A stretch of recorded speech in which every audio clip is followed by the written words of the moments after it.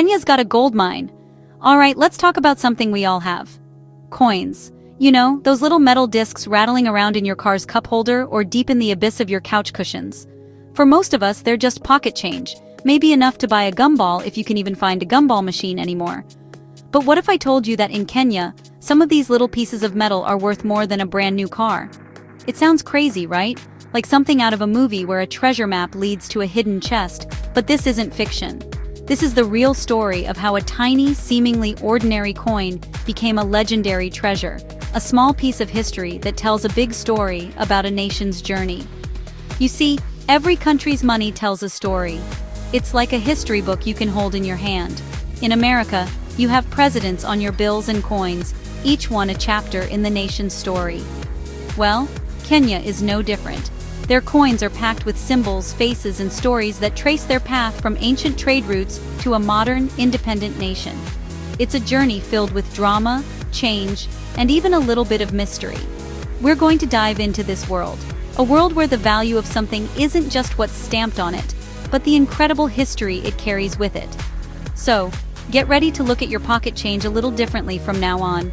This journey isn't just for history buffs or serious coin collectors with those little white gloves and magnifying glasses. No, this is for anyone who loves a good story. It's a tale of how something so small can connect you to a time of great change, a moment when a country was finding its new identity. We'll travel back in time, long before Kenya was even called Kenya, and see how trade worked. Then we'll fast forward through colonial times and witness the birth of a new currency for a new nation. It's a roller coaster of history, and the star of our show is a coin so rare, so special, that people have spent decades searching for it. So, empty your mental piggy bank of everything you thought you knew about coins. We are not just talking about currency, we are talking about artifacts. These are tiny metal canvases that paint a picture of independence, politics, and national pride. The story of Kenya's most valuable coin is a perfect example of how history can sometimes create accidental treasures, turning everyday objects into priceless relics. It's a story that proves that sometimes the biggest treasures come in the smallest packages. And trust me, by the end of this, you'll be checking every single coin you find, just in case. Long before anyone in East Africa was jingling coins in their pockets, trade was already booming. But how did you buy anything? You couldn't just tap your phone or swipe a card. Forget that. We're talking about a time when the currency was much more interesting. Imagine going to the market to trade with things like cowrie shells, those beautiful small white shells from the Indian Ocean. These were like the original dollar bills of the coast. Merchants from Arabia, Persia, and India would sail in on their dhows, and instead of asking for shillings or dollars, they'd trade their spices, silks, and pottery for ivory, gold, and yes, those little shells.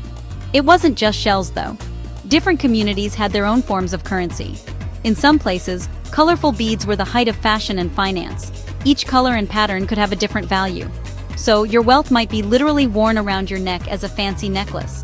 In other areas, livestock like goats and cows were the ultimate measure of riches. If you wanted to pay a dowry or buy a large piece of land, you weren't counting coins, you were counting cattle. This system, known as barter trade, was all about exchanging goods and services directly. It was a personal, hands-on economy where the value of something was agreed upon right then and there. Think about it. This system worked for centuries. It was built entirely on trust and the shared understanding of value. An Arab trader knew exactly how many bags of spices a tusk of ivory was worth. A local farmer knew how many chickens he needed to trade for a new tool. It was a complex dance of negotiation. Then, around the 9th century, things started to change a bit. Coins from distant lands like the Middle East and China began to appear along the Swahili coast in places like Lamu and Mombasa. Archaeologists have found these ancient coins, proof that Kenya was part of a global trade network long before Europeans drew lines on a map. These foreign coins weren't used by everyone, of course. They were mostly handled by the wealthy merchants in the coastal cities. For most people living inland, the old ways of trading with goods, livestock, and beads continued for a very long time. But the arrival of these first coins was a sign of things to come. It was the first little whisper of a new economic system, a system based on standardized, portable, and durable units of value. The seed was planted for a future where a small metal disc could represent the value of a cow, a bag of spices, or a day's hard work. The age of barter was slowly, very slowly, beginning to fade. Fast forward a few hundred years, and the British arrive. And when colonial powers show up, they bring a lot of things with them. New laws, new languages, and you guessed it, new money. Suddenly, the mix of Indian rupees, cowrie shells, and German currency that was floating around wasn't going to cut it. The British established the East African Protectorate and decided everyone needed to get on the same page, financially speaking. In 1921, they introduced the East African shilling. For the first time, people in Kenya, Uganda, and Tanzania were all using the same official coin. And whose face was on that coin? The British monarch, of course. For decades, Kenyans used coins featuring the face of King George V, then King George VI, and finally Queen Elizabeth II. Imagine that. Every time you bought something, you were looking at the face of a ruler from thousands of miles away. These coins were a constant daily reminder of who was in charge. They were well-made, durable, and accepted everywhere, but they represented a foreign authority. The designs were very British, with the monarch on one side and maybe a lion or a crown on the other. It was the money of the British Empire, not the money of the Kenyan people. It served its purpose, but it lacked a soul, a connection to the land and its heritage. Then came the winds of change. The struggle for independence, the Mau Mau uprising, the powerful calls for uhuru, freedom. On December 12, 1963, Kenya finally became an independent nation. It was a moment of immense joy and pride. But being independent is more than just raising a new flag. It's about forging your own identity, and a huge part of that is creating your own national symbols. This meant a new flag, a new national anthem, and, crucially, new money. The time had come to say goodbye to the Queen's face on the currency, and to put a Kenyan face on Kenyan money. It was a powerful statement of sovereignty. In 1966, the Central Bank of Kenya was established, and it got to work on one of its most important tasks, designing and issuing the first currency of the Republic of Kenya. This was a massive undertaking. The new coins had to represent the spirit of the new nation. They had to be a symbol of hope, progress, and self-rule. The man chosen to grace the first coins of independent Kenya was the nation's founding father and first president, Mzee Jomo Kenyatta. His portrait on the coins was more than just a picture, it was a declaration. It said, "We are in charge of our own destiny now." It was the end of one era and the proud beginning of another. So Kenya is independent, and it's time for new money. The Central Bank of Kenya releases a whole new family of coins in 1966. You have the 5 cent, 10 cent, 25 cent, 50 cent, 1 shilling, and 2 shilling coins. On the front of every single one is the confident, forward-looking portrait of President Jomo Kenyatta.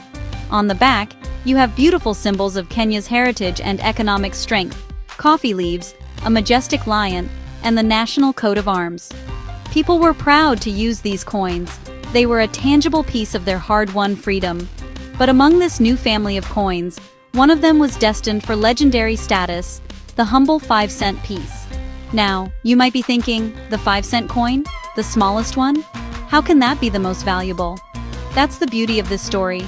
It's not about the face value, it's about the backstory. The 1966 5-cent coin was part of that very first batch of currency ever issued by the independent Republic of Kenya. It was a tiny bronze coin, nothing fancy.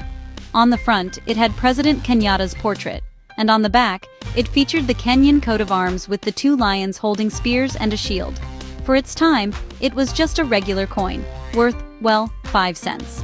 You could probably buy a single sweet with it, and that's about it. This coin is significant because it marks a pivotal moment in history. It represents the first step away from the colonial past. Every groove and detail on that coin was a deliberate choice to celebrate Kenya. The portrait of Kenyatta was a symbol of new leadership. The coat of arms on the reverse was a symbol of national unity and the defense of freedom. For the first time, Kenyans were carrying coins that reflected their own identity, their own leaders, and their own aspirations. It wasn't just money to buy bread and milk. It was a small token of national pride, a miniature monument to independence that could fit in the palm of your hand. At the time, nobody thought to save these 5-cent coins. Why would you? They were common, low value, and meant to be spent. They circulated widely, passing through thousands of hands in markets, shops, and homes across the country.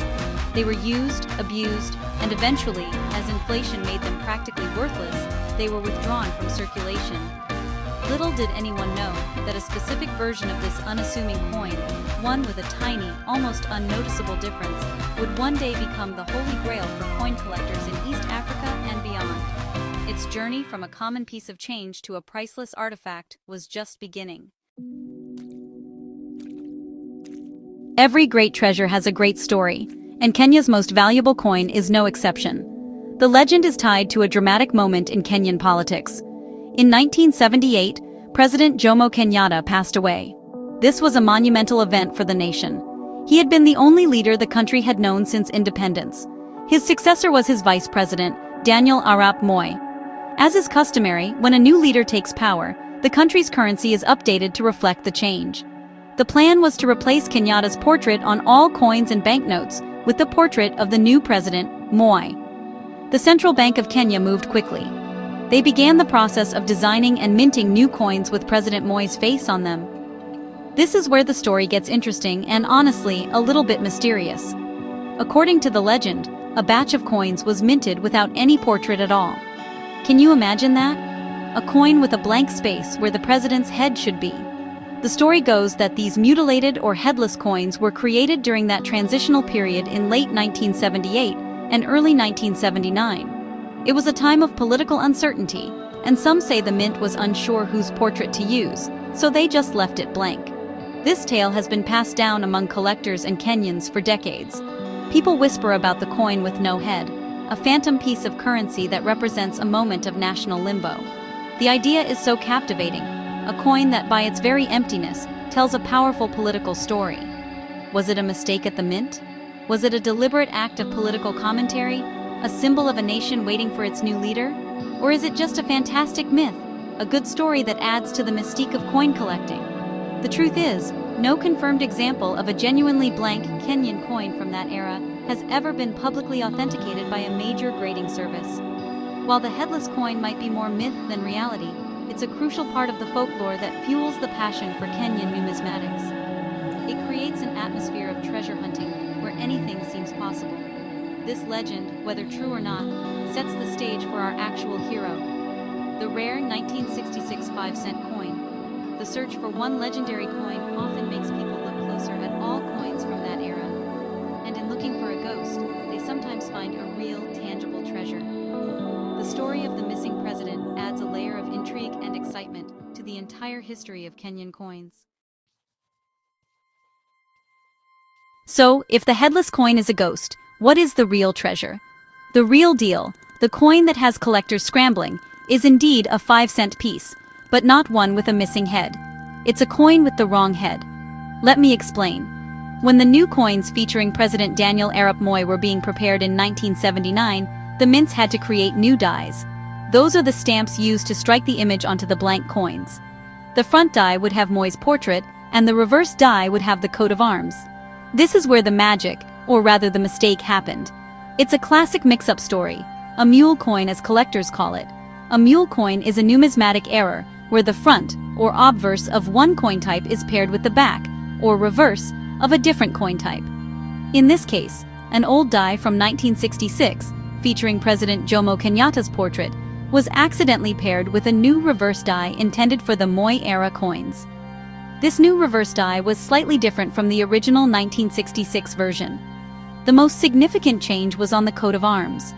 On the new die, the spears held by the lions had a slightly different design, so a tiny number of 5-cent coins were minted with Kenyatta's 1966 face on the front and the updated post-1978 coat of arms on the back. This was a complete accident. It likely happened during a transitional phase at the mint, where old and new equipment were being used alongside each other.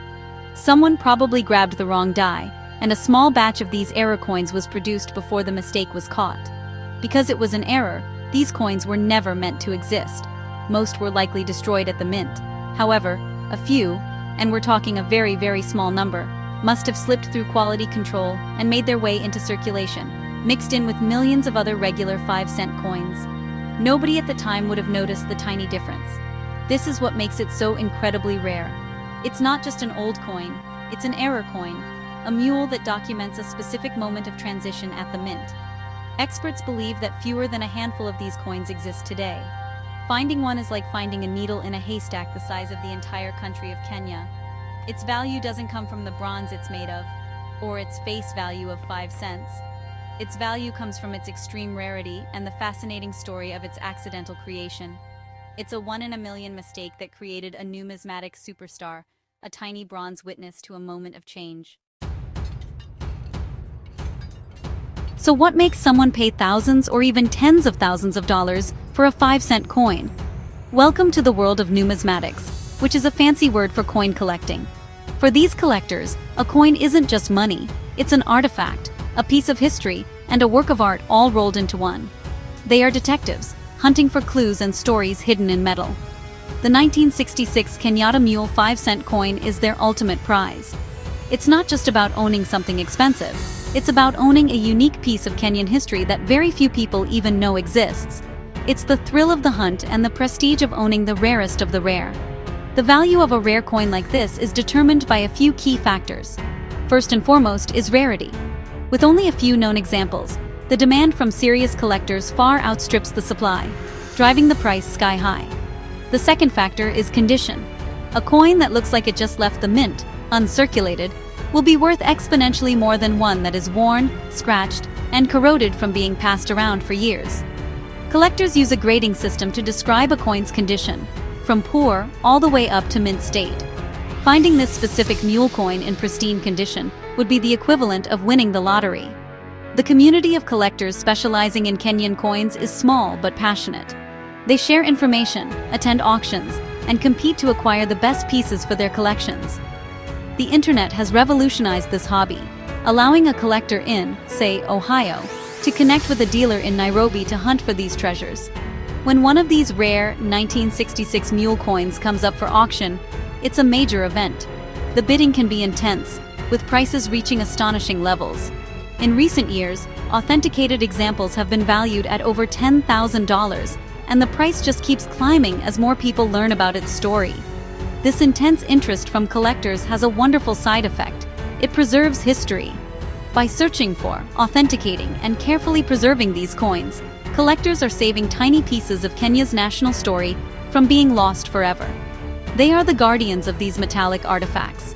They document the political changes, the artistic designs, and even the manufacturing mistakes that tell the story of a nation's journey. The high value placed on a coin like the 1966 5-cent mule ensures that its story will be told for generations to come, reminding everyone that history can be found in the most unexpected places.